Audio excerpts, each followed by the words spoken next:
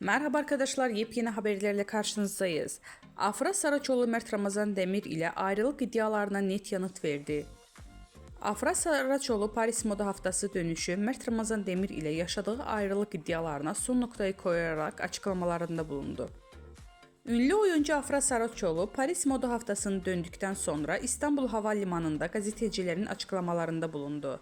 Son dönemde adı Mert Ramazan Demir ile yaşadığı ilişki hakkında çıkan ayrılık dedikoduları ile gündeme gelen Saraçoğlu bu iddialara açıklık getirdi.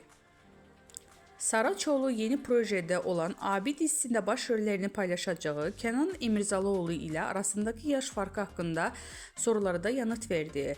Genç oyuncu yaş farkının ilişkiye engel olmayacağını vurguladı. Demek sevildi ki bu kadar konuşuldu.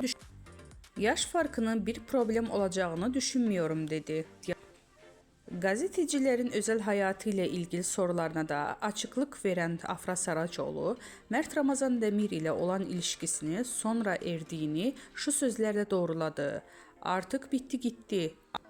Bu açıklamasıyla ayrılık iddialarına son noktayı koyan